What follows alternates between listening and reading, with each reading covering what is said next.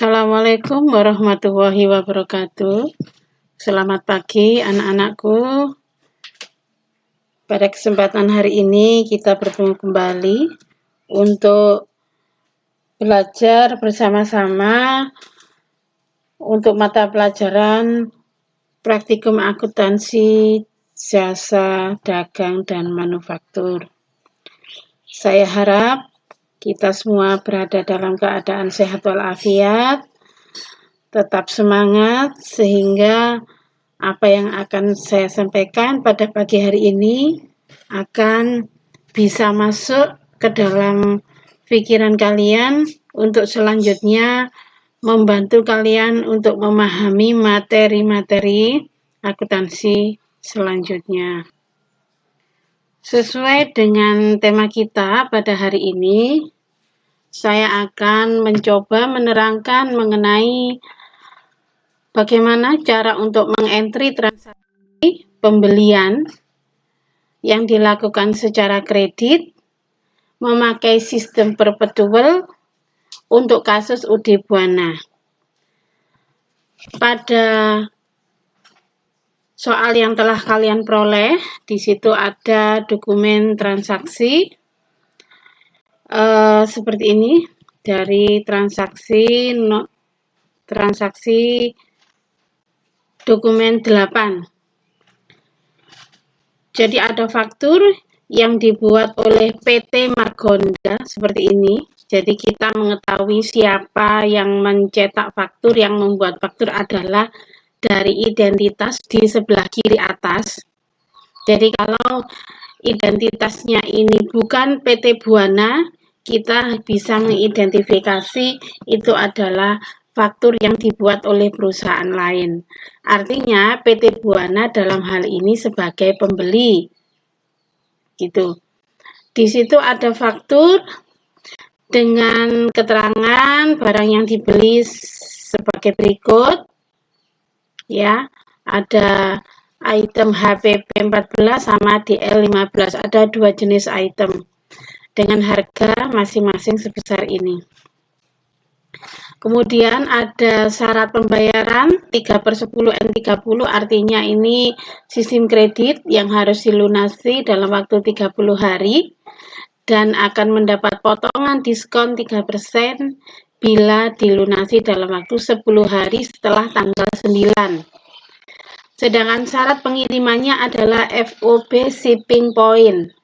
Artinya, biaya angkut serta segala risiko yang muncul pada saat pengiriman barang itu menjadi tanggung jawab si pembeli. Jadi meskipun dalam hal ini biaya angkutnya itu dibayarkan oleh si pembeli,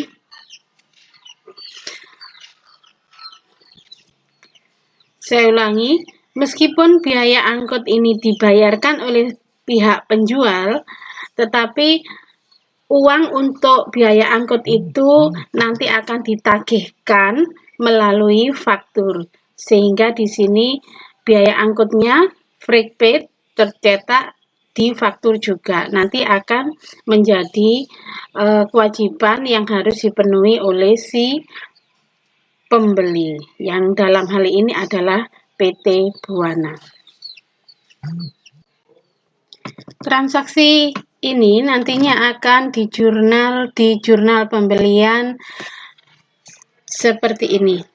Jadi tanggal 9 Desember dengan nomor dokumen ini, nama deskripsinya ini adalah nama supplier atau pihak yang menjual barang kepada UD Buana, yakni PT Margonda ini. Kemudian akun yang terkait, yang pertama adalah merchandise inventory atau persediaan barang dagangan. Kemudian pajak masukan atau VAT-in. Kemudian kemudian biaya angkut atau freight paid dan akun utang dagang atau account payable. Selain di jurnal penjualan. Transaksi tersebut akan kita catat di buku pembantu persediaan semacam ini, seperti yang saya highlight ini.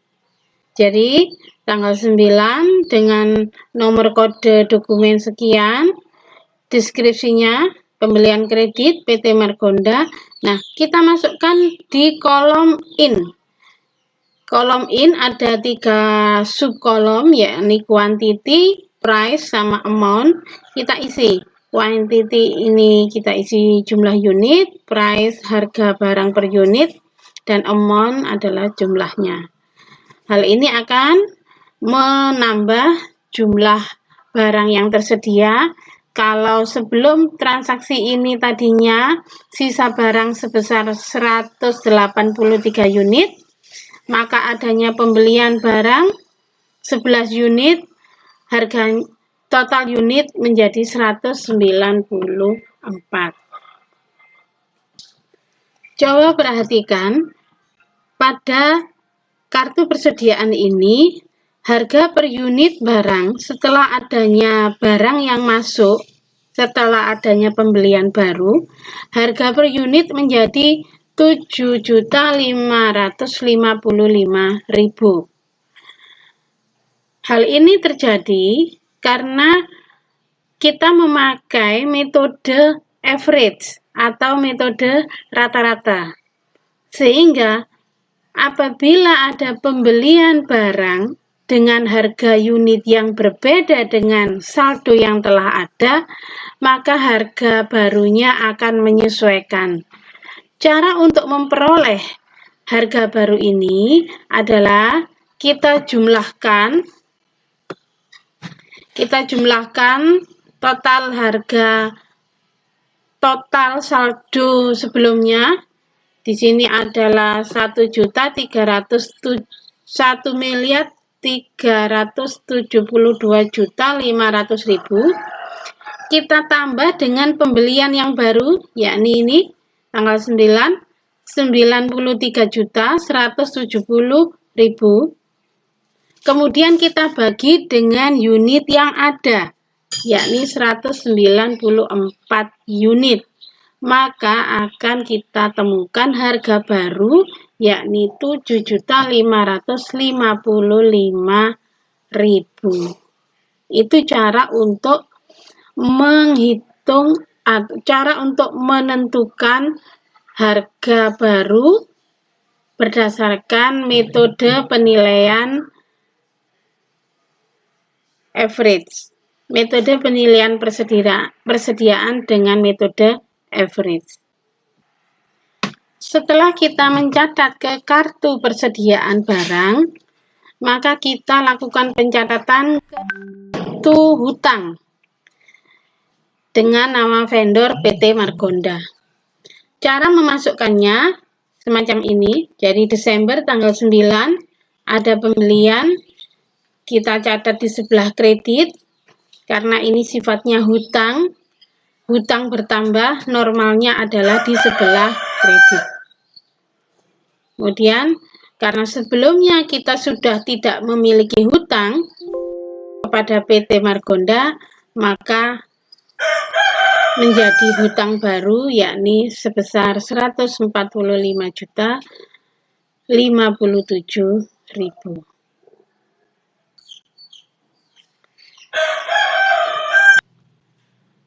Angka yang kita catat di buku pembantu hutang, kita ambil dari faktur yang ini, 145.057.000 rupiah.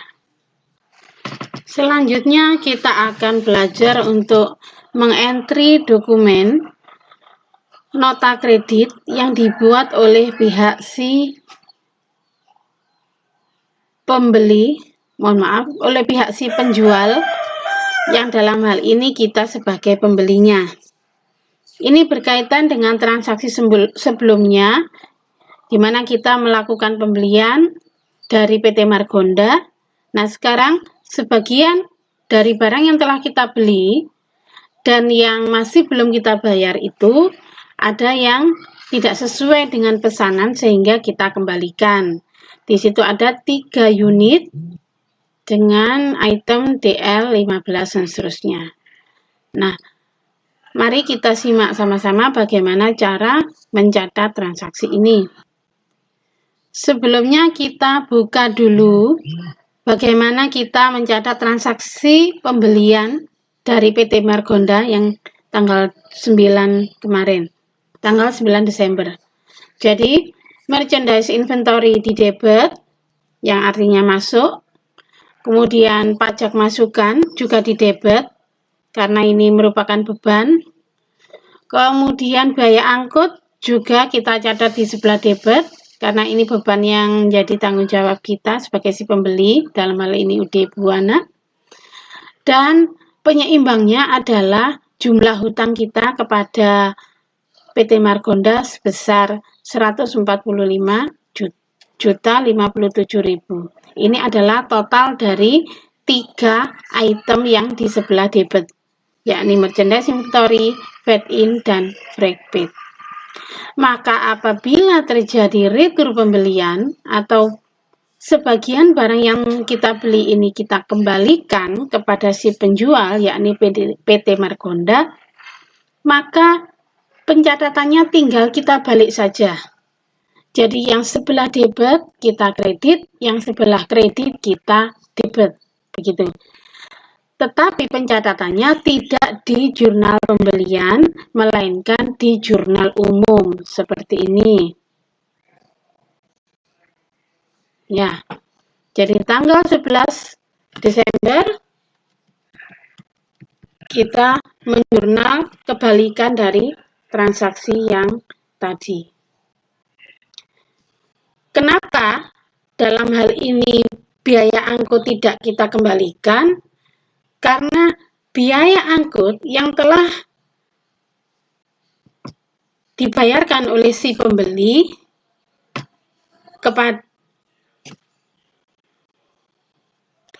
biaya angkut yang telah dibayarkan oleh pembeli melalui faktur yang telah ditagihkan oleh penjual, karena biaya angkut dimasukkan ke dalam faktur, kemudian secara real yang membayarkan adalah pihak si penjual kepada jasa pengiriman atau kepada kurir, itu tidak bisa diminta kembali, karena kurir telah melaksanakan pekerjaannya pengiriman barang sebanyak pembelian sebelumnya, yakni tanggal 9. Sehingga tidak bisa diklaim lagi oleh si pembeli manakala terjadi retur pembelian. Sehingga yang dibalik pencatatannya hanya hutang dagang, ini kita catat di sebelah debit, pajak masukan, dan merchandise inventory atau persediaan barang dagangan. Karena barang dagangannya kita keluarkan kembali, maka kita catat di sebelah kredit. Sesuai dengan prinsip barang masuk kita debit, barang keluar kita kredit. Selain dicatat ke jurnal memorial, pencatatan selanjutnya adalah ke buku pembantu persediaan. Kita ingat barang yang dikembalikan adalah jenis DEL, Inspiron 15. Maka di kartu persediaan barang dengan item DEL itu, kita masukkan transaksi retur pembelian tadi semacam ini. Tanggal 11, ini nomor dokumennya, ini keterangannya, retur pembelian PT Margonda. Nah, kita masukkan di kolom in, di kolom masuk, ya. Jadi meskipun barang itu secara fisik keluar, barangnya kita kembalikan kepada si penjual, tapi karena ini berkaitan dengan transaksi pembelian, maka untuk memudahkan kita nanti menganalisis, maka kita masukkan di kolom in. Di kolom in dengan kita kasih keterangan minus atau tanda kurung semacam ini. Minus 3. Ya, barangnya kita kembalikan dengan harga sesuai yang kita beli, yakni 3.735.000. Nah, kemudian adanya transaksi retur pembelian ini akan membuat jumlah unit barang yang terakhir menjadi berkurang. Kalau sebelum adanya retur, barang terakhir sebesar 153 unit, maka setelah adanya retur dikembalikan 3 menjadi 150 unit. Ini tentu akan mempengaruhi harga rata-rata barang tadi. 150 unit harganya per unit tidak lagi menjadi 4.450.000, melainkan berubah. Nah, angka ini diperoleh dengan cara saldo yang kita peroleh setelah adanya pembelian pada tanggal 9 sebesar 680.850.000, kita jumlah dengan atau kita kurangi dengan adanya retur 11.205.000. Hasilnya kita bagi dengan jumlah unit yang ada terakhir, yakni 150 unit, maka akan kita peroleh harga per unit baru sebesar Rp4.464.300. Begitu. Pencatatan selanjutnya adalah di kartu hutang untuk nama vendor PT Margonda. Jadi transaksi tanggal 11 ini kita catat semacam ini. Tanggal 11, deskripsinya retur pembelian. Nah, jumlah yang kita catat adalah jumlah atas berkurangnya hutang, yakni 12.325.500. Kita ketahui hutang itu saldo normalnya di kredit kalau bertambah. Maka kalau terjadi pengurangan hutang, entah itu karena pelunasan atau karena retur pembelian, mencatatnya sebelah debit. Seperti ini. Maka saldonya terakhir setelah adanya transaksi tanggal 11 adalah Rp132.731.500. Angka 12.325.000 ini kita bisa ambil dari jurnal memorial yang tadi telah kita buat, yakni sebesar ini. Account payable di debit sebesar Rp12.325.500 dari transaksi tanggal 11 ini. Demikian anak-anakku serangkaian proses untuk mengentry transaksi yang berkaitan dengan retur pembelian. Saya harap kalian melakukan eksplorasi untuk menambah wawasan, baik lewat buku paket atau lewat internet, silahkan, atau bisa menghubungi saya di grup atau secara langsung. Terima kasih atas atensinya, mudah-mudahan ilmu dari saya pada hari ini membawa manfaat. Saya akhiri, Assalamualaikum warahmatullahi wabarakatuh.